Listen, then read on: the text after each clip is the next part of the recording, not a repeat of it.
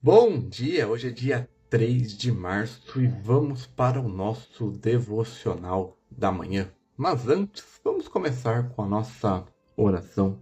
Jesus, Pai querido, que o Senhor esteja presente no começo ao fim deste devocional.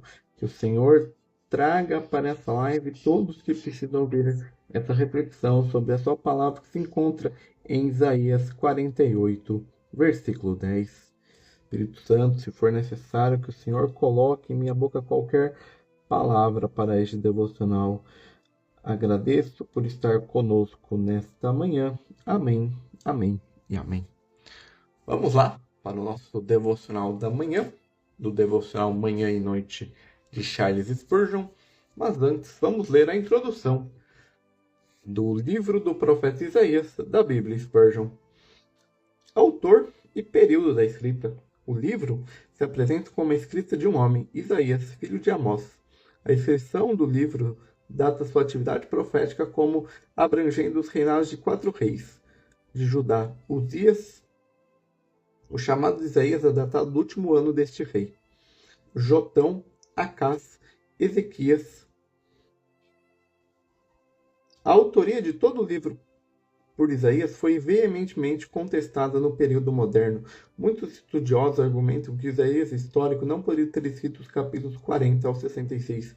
Para aqueles que acreditam que Deus conhece o futuro e pode revelar aos seus servos, não é problemático que o Deus, por meio de Isaías, precedesse a ascensão da Babilônia, sua vitória contra Judá, o exílio e o retorno.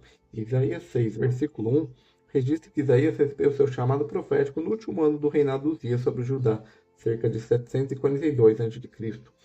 O reinado de Uzias foi uma época particularmente próspera na história de Judá, mas nuvens de tempestade estavam no horizonte. A Síria estava em ascensão novamente na pessoa de Tiglat-Pileser III, 745 a 727 a.C.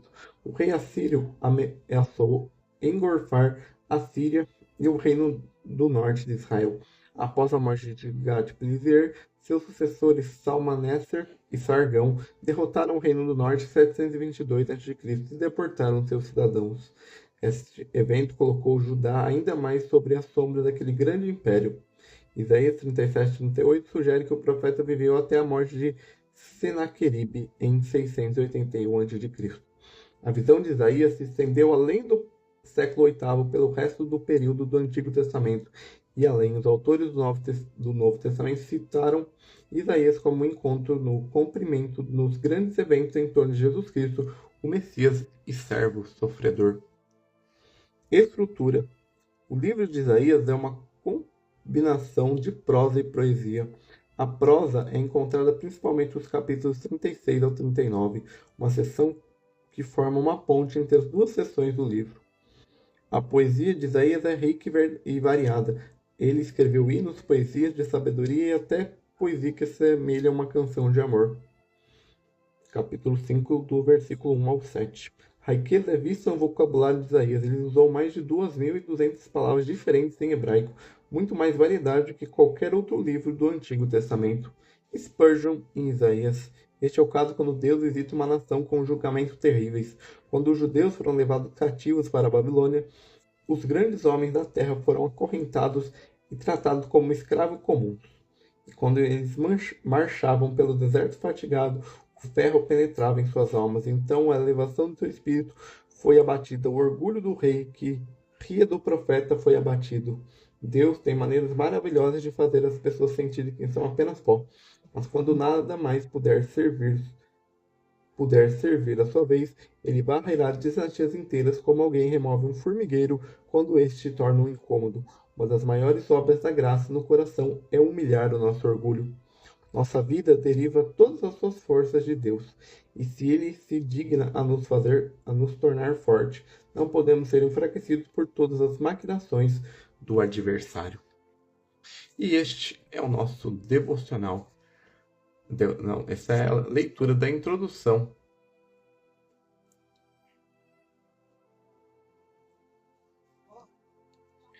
E essa é a leitura da introdução do livro do profeta Isaías da Bíblia Spurgeon. Agora vamos ler o nosso devocional. Provei na fornalha da aflição. Isaías 48:10. Console-se, cristão, em provação. Com este pensamento, Deus disse: proveite na fornalha da aflição.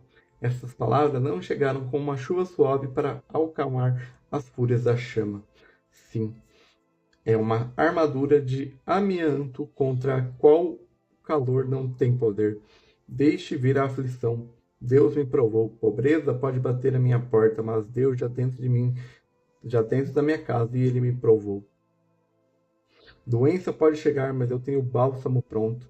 O que quer recair sobre mim nesse vale de lágrimas, sei que Ele me provocou.